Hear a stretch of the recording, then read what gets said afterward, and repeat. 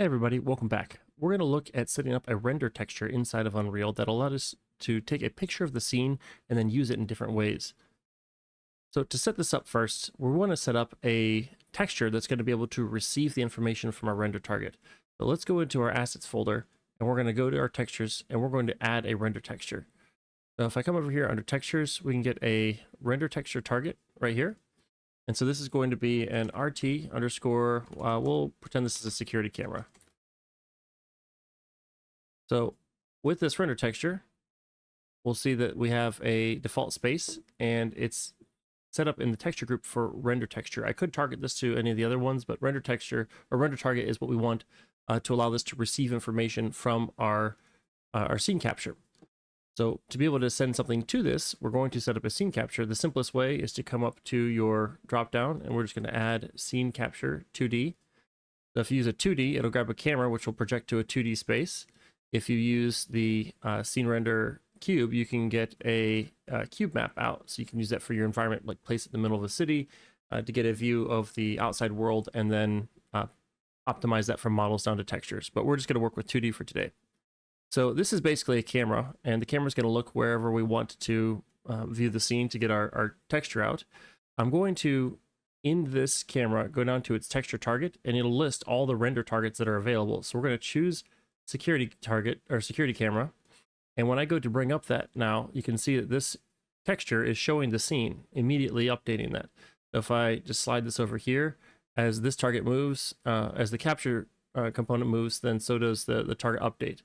And so if I want this to be a little bit bigger, then I can just make it 1024 by 1024, or I could make it 2048 by 1024. You get a 2:1. The resolution and ratio matter. So as you look at this, just be mindful of the size that you're using and how big of a target you want to get.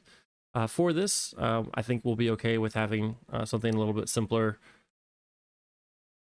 We can go with a traditional low res since we're going to be projecting this into a security monitor. All right, so I have the texture already. What I need to do is set this up so it can be processed through a material onto a asset. So let's set up a material inside of our materials folder here. I'll come over here, just a regular material, call it material, and this is security display. So for the security display, what I'd like to do is get my texture, and then I'm going to run this to emissive. So right now, if I run this over to emissive, it seems really bright. The domain that I'm sending this to is a surface domain, but I have it as default lit. And what I want it to be is unlit. When I have it unlit, it's going to give me the version of that is going to be a little bit more appropriate.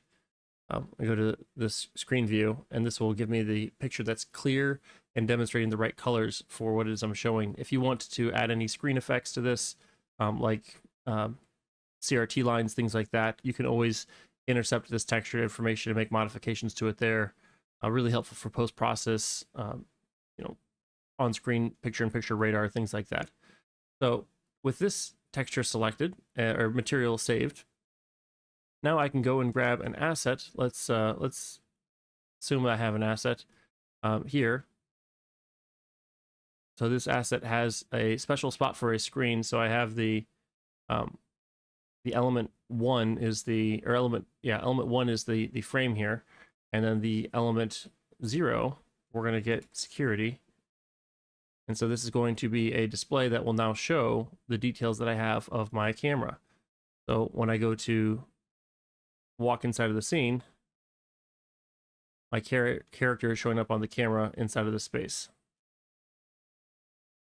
Now, you can apply that in a number of different places. If you're going to be using this material or this asset in a different space, for example, you wanted to use it in the UI, just make sure you change the domain and modify the material appropriately. But this is really the fundamental setup that you need. You need a render target and you need a scene capture component. If you want to modify this, you can always add the scene capture component to a blueprint. You can add it as a component in there, and it will allow you to modify it over time. If you wanted the security camera to pan back and forth, you can just apply some kinematic movement to it. Number of things you can do with this. It's a pretty powerful resource. You can even take these textures and pipe them into special effects for VR, VFX, and other interesting gameplay effects. So hopefully this gets you an idea of what you can do with render targets and let you go out there and keep building.